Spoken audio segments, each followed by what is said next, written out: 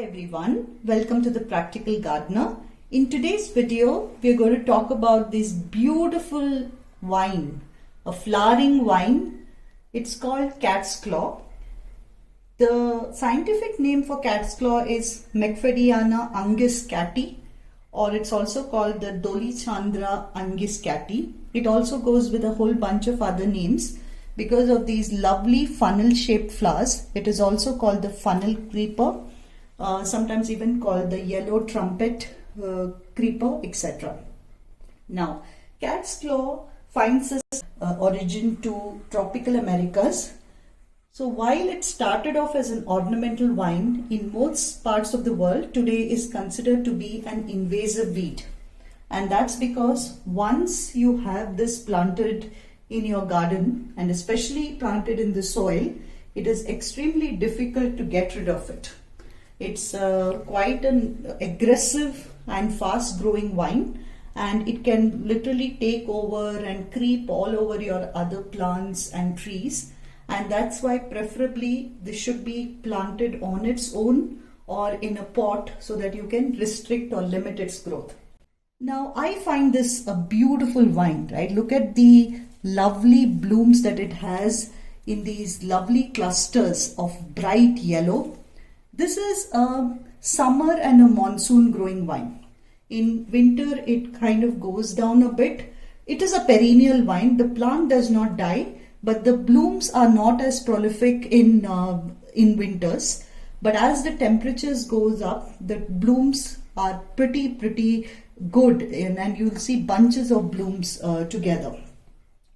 Now, this is a sun-loving plant, which means that you need to give it a good 6 to 7 hours of direct sunlight for it to be able to bloom well. The other thing about this is it does like its moisture, as in it likes to be watered, but like every other plant does not like to be overwatered. So as I said before, it is quite an indestructible vine once it sets itself up because of 3 reasons. One is it has tuberous roots, which means that at the bottom, and these roots keep spreading through its tubers.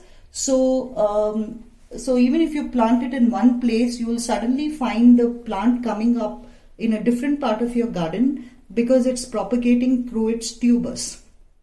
The second part of it is it can propagate through its stem cuttings. You can cut any part of the stem and these nodes can propagate into new plants. If you look at the stem itself, it's pretty woody.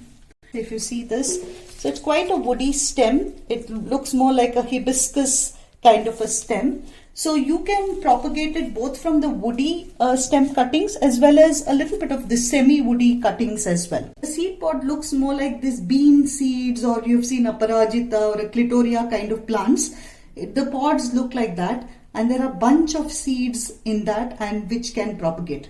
So a lot of different ways to propagate this, and that's why once it gets itself established in your garden, it's very difficult to get rid of it. Now, why the name cat's claw? You can look at the tendrils here. Can you see these tendrils, which are like in a 3-pronged tendrils, which looks like a cat's claw? And these tendrils can actually hold on to surfaces. They can hold on to other plants. They're holding on to my skin as well.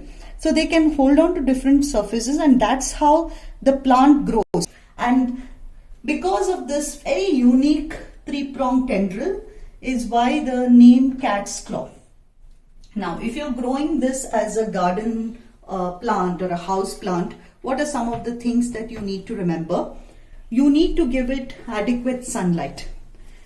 My biggest recommendation is not to grow it in soil,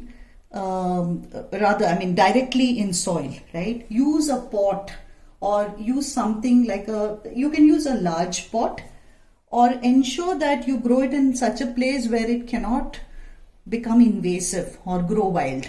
So that's keeping track of it and ensuring that it doesn't take over your garden is a very important factor with this one. The second part is about watering. It does like to be watered but ensure that you don't overwater it.